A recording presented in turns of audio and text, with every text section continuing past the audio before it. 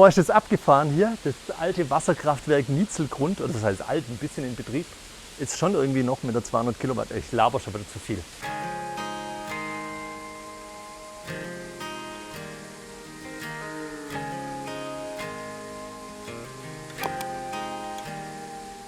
Es ist so abgefahren hier.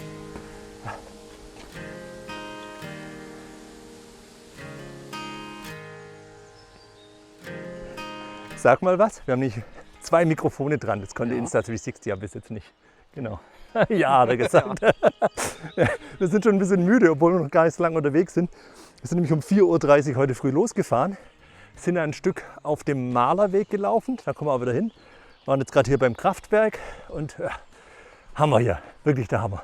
Ja, die Tour, die war echt mega. Also ich will da sofort wieder hin. Bevor wir jetzt aber weiter zur Tour kommen, müssen wir erstmal Hallo sagen zur Insta360 Luna Ultra. Wie man unschwer erkennen kann, haben wir es hier mit einer Gimbal-Kamera zu tun.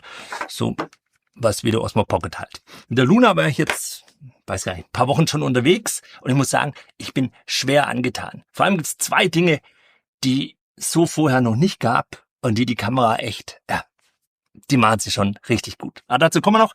Reden wir erst kurz über die Tour. Das war eine Rundtour von Liebenthal aus, das ist in der Nähe von Pirna. Erst sind wir da ein Stück auf dem Malerweg entlang der Wesenitz gelaufen, dann ein Stück durch die sächsische Schweiz, dann entlang der Elbe bis Pirna und dann eben wieder zurück. Wirklich super schön.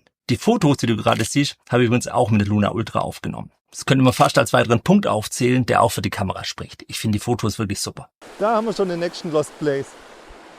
Hier, das war auch irgendwie ein altes Wasserkraftwerk.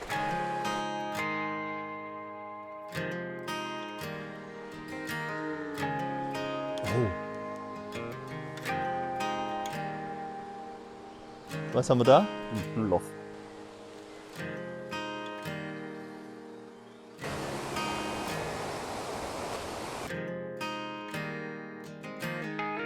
Eine Maus. Mal gucken, ob wir da ranzoomen können. Oh, jetzt ist sie weg. Ganz dicht an der Seite. Jetzt kommt sie wieder. Ja? Ja. Du siehst also, wir haben einen krassen Zoom, wobei der ab 6x an Qualität verliert. Und die Maus, die war halt so weit weg, dass ich auf 12 Mal gehen musste. Wenn ich jetzt aber rauszoome, wird die Qualität aber recht schnell besser. Jetzt, wo ich mir das Video nochmal angeguckt habe, war das vielleicht eine Ratte und gar keine Maus? Wie auch immer. Soweit zoomen kann die Luna deshalb, weil sie 2 Objektive hat. Hier einmal 20 mm und hier einmal 60 mm. Das ist das Teleobjektiv. Und damit kommst du eben so super weit ran. Wie gesagt, man kann dann auch noch digital zoomen, dann leidet eben ein bisschen die Qualität. Bei Zoom ist übrigens nur ein Vorteil. Dank der langen Brennweite und der großen Blende kannst du mit dem Objektiv auch ganz gut freistellen. Also den Hintergrund verschwimmen lassen. Das finde ich vor allem bei Fotos schick. Guck mal, die Qualität ist doch 1A. Bei Fotos kannst du übrigens auch ein 200 Megapixel Panorama aufnehmen. Da schießt die Kamera mit dem Tele mehrere Bilder und setzt die eben zu einem riesen Panorama zusammen. Kannst sie echt sehen lassen. Aber du kannst nicht nur eine Ferne mit aufnehmen. Nee, mit dem Tele kannst du auch richtig gute Nahaufnahmen machen. Macht also richtig Spaß, das zweite Objektiv. Und das ist einer der beiden Gründe, die halt voll für die Kamera sprechen. Zum einen, weil sie sich so weiter von sowas hier abheben. Ich bin ein Riesenfan von 360-Grad-Kameras. Das ist der Insta360 X5. Aber was die halt überhaupt nicht kann, das ist Zoomen.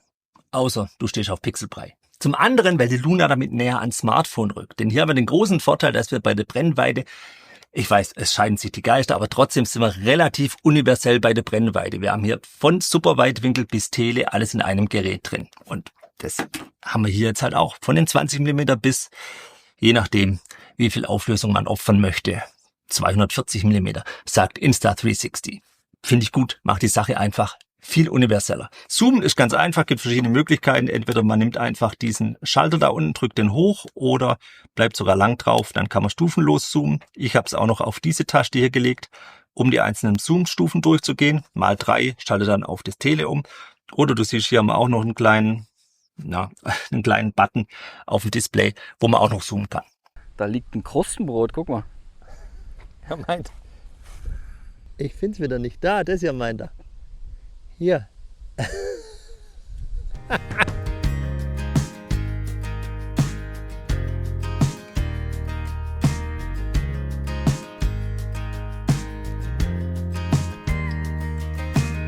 Also ein bisschen nervt, der zeigt da oben ganz lang immer an, dass das Mikrofon verbunden ist. Dann sehe ich nur noch die Hälfte vom Bildschirm. Aber Die Landschaft hier nervt überhaupt nicht. Ha!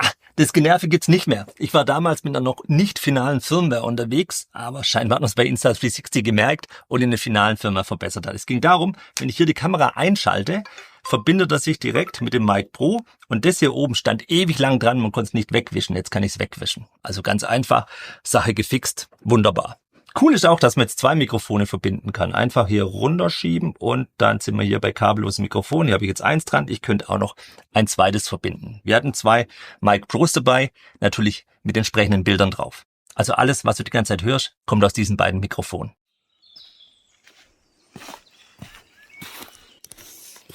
Ja, kann man hier mal drauf filmen, sieht man das? Mal gucken, ob der uns, guck mal, wir sind so klein, ob er uns getrackt kriegt. Nee, doch, er hat uns. Ja, wir laufen mal vorbei. Ob das Tracking funktioniert. Komm, kannst du ausmachen. Und nein, wir waren zu klein. Wir waren zu klein. Das war jetzt zu klein, deshalb tracken wir hier nochmal. So, er hat mich. Okay, komm, wir gehen zurück.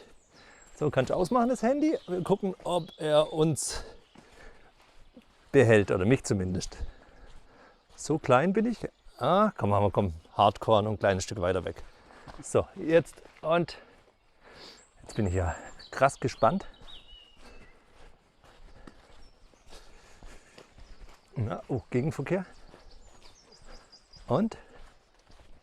Jawohl, hat. Da kann ich direkt wieder einhaken. Das scheint mit der aktuellen Firmware nämlich auch besser zu sein. Guck, da oben bin ich ganz klein. Wenn ich mich da jetzt antippe, so mit einer Hand. Doch, er hat mich. Krass, oder? Und er trackt mich jetzt auch mit. Ja, er trackt mich mit. Wunderbar. Machen wir es ihm noch ein bisschen schwerer. Gehen wir mal hinter die Hütte und gucken, was er da macht. Hat er mich etwa noch? Das wäre ja Wahnsinn. Das wäre ja echt mega Wahnsinn. Er hat mich noch. Also das ist echt super gut. Kommen wir wieder hier vor. Ja. Und selbst wenn es im Tracking nicht klappen würde, man kann auch hier auf, das ist immer ein bisschen blöd, weil ich gucke hier, guck mal, ich gucke hier halt durch die Kamera auf das kleine Display. Ist halt super duper ungewohnt. So, jetzt nochmal, wenn er das mit dem Tracking nicht hinkriegen würde, dann könnte ich auch hier auf Auto-Tracking gehen und dann trackt er etwas, sobald er was gefunden hat. Jetzt war es natürlich einfach, ich stehe ja direkt davor. Jetzt hat er mich natürlich und trackt mich wieder mit. Aber gut, hier ist aber einfach. Aber das hinter der Hütte, das fand ich cool. Gut, ich glaube, spätestens jetzt müssen wir über diese Teile sprechen. Jupp, du kannst die komplette Steuereinheit der Luna Ultra einfach abmachen und die Kamera dann damit fernsteuern. Man muss mal die Hände wechseln, weil mit links geht das bei mir nicht so gut. Also ich kann hier hin und her steuern. Ich kann alles machen, kann die Aufnahme starten, kann das Tracking starten. Ganz normal kann ich die damit steuern. Das ist der Hammer, wenn man sich da einmal dran gewöhnt hat. Und das ist für mich der Gamechanger schlechthin. Und neben der längeren Brennweite, Punkt Nummer 2, der für mich für die Luna Ultra spricht. Klar, jetzt sagst du, ich kann andere Kameras am Smartphone verbinden und auch fernsteuern. Stimmt, die hier natürlich auch, aber machen wir die Aufnahme hier aus. Aber es ist halt 1000-mal einfacher. Dieses Ding hier, erstens ist es hier drin, man kann es nicht vergessen, man hat es immer dabei, wenn man die Kamera dabei hat. Ja. Und wenn man sie dann fernsteuern möchte, einfach hier drücken, abnehmen, das Teil verbindet sich mit der Kamera. Na, jetzt dauert es ein kleines bisschen. So, und jetzt sind wir verbunden und ich kann die Kamera steuern. Das ist so geil, wenn man sich einmal dran gewöhnt hat, zumindest. Denn auf der Tour, das ist noch ziemlich neu und ich habe hier und da mal vergessen, dass ich das Ding eigentlich mitnehmen könnte und die Kamera dann steuern kann. Hätte ich das gewusst. Mal Gummistiefel mitnehmen. Nein, ich meine hier jetzt zurück die Kamera holen. Oh Mann, ich vergesse immer, dass ich den Bildschirm mitnehmen kann, um alles zu steuern. Mist, Matsch.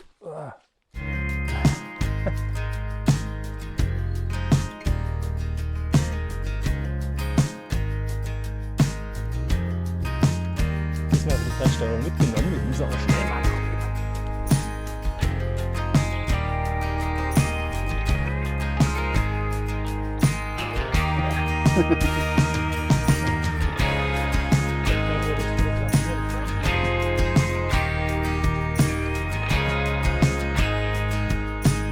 Also, ich habe den Nachtmodus an. Dann gucken wir mal. ist kalt drin und vor allem sehe ich überhaupt nicht, wo ich hindreht.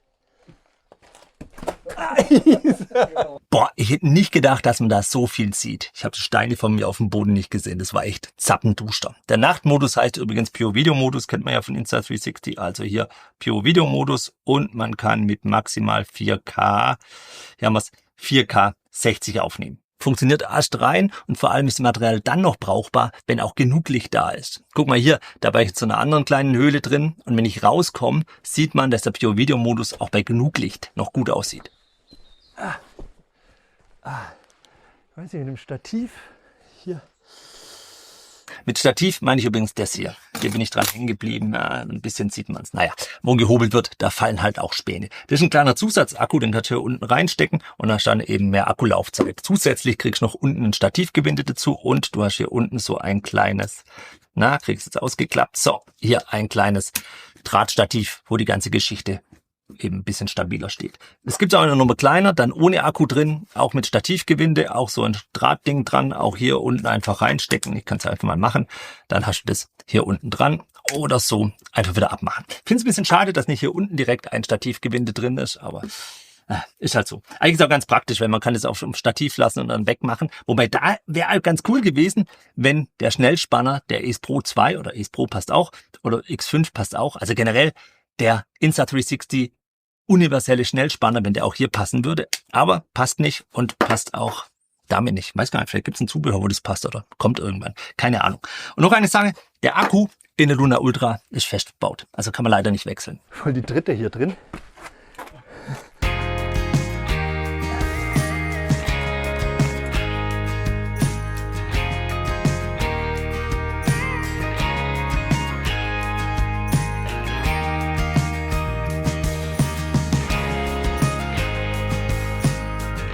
So, die Kamera liegt da oben. Na, sieht man das überhaupt? Da oben liegt sie. Jetzt kann ich hier steuern. Da sind wir. Wir sind rüber und von wegen flach an der Elbe entlang. Da gehen wir jetzt hoch. Das ist immer.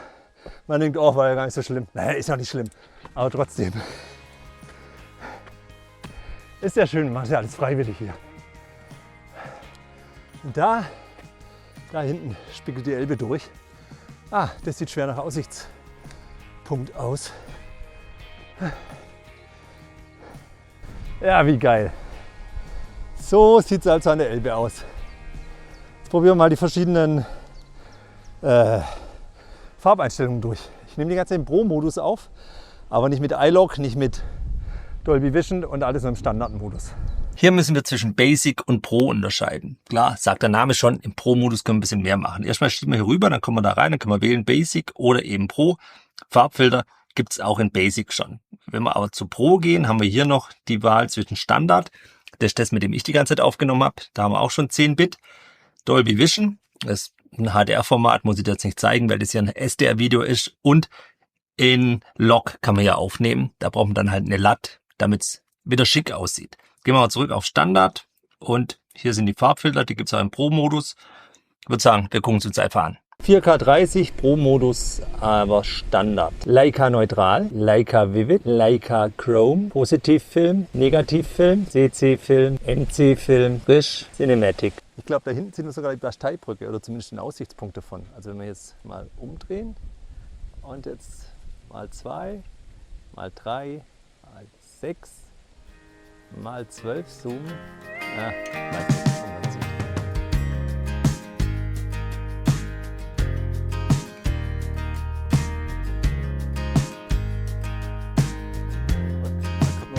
Abdeckung. Finger weg. Dass es hier alles nur rumliegt.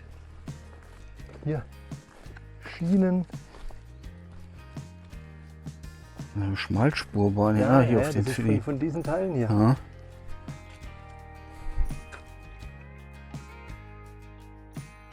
Geht direkt weiter mit den Lost Places, wobei es gehört immer noch zum Steinbruch hier. Da steht noch mit Topf sogar. Die Küchenhexe. was wir alles so entdecken. Ich bin ja ganz raus, nee, ich bin nicht raus, jetzt bin ich rausgezoomt. Trotzdem krass, was wir hier so entdecken. Und da unten ist die ganze Zeit die Elbe. Wirklich schön. Anders als Sächsische Schweiz, trotzdem schön.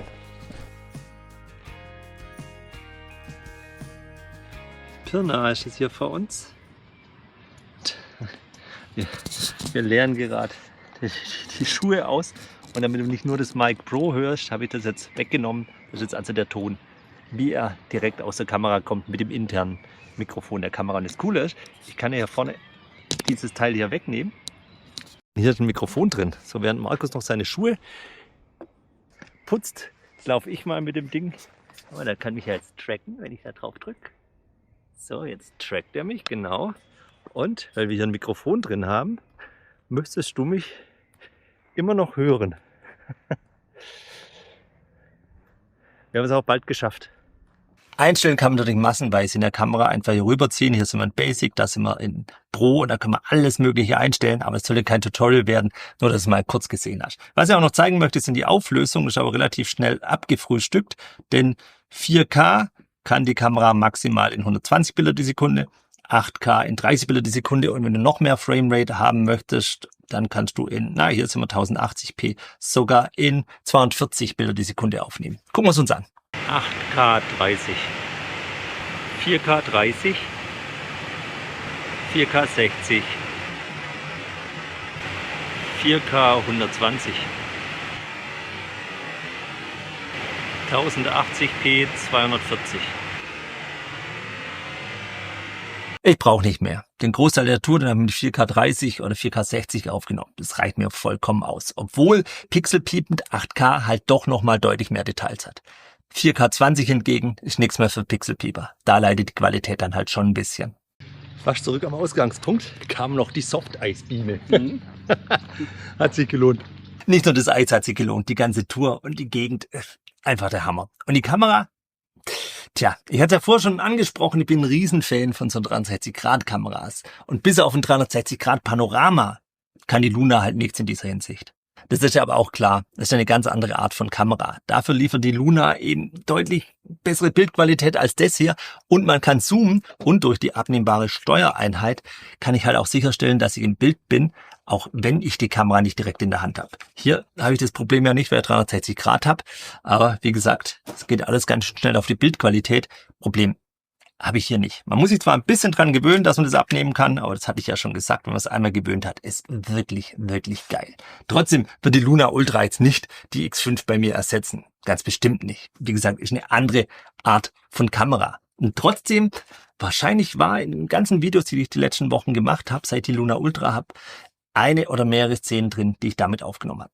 Ganz trivial zum Beispiel, hier oben Kamera ranhängen, ist halt super schnell gemacht und wenn ich die Fernsteuerung habe, sehe ich eben auch, was da oben passiert. Oder meine Titelbilder der letzten Videos, die sind auch alle damit gemacht. Hat sonst schon mal meine Frau machen müssen, aber jetzt, dank der Fernsteuerung, zack, kann ich ein Foto machen, also Kamera ausrichten und Foto machen, passt. Die ganzen Fotos mache ich übrigens immer mit der Telelinse. Und ich hätte nicht gedacht, aber eine Kamera einfach so ohne Rumgefummel mit dem Smartphone schnell fernsteuern zu können, das ist schon echt geil. Deshalb ist das Ding für mich das absolute Highlight der Luna Ultra. Was denkst du? Jetzt bist du dran. Einmal kommentieren. Was meinst du zur Luna Ultra? Ich finde, Insta360 hat es richtig gut gemacht. Daumen hoch, freut mich natürlich auch. Abo, hätte ich fast vergessen. Aber du kennst die Geschichte ja eh. Man sieht sich. Ciao.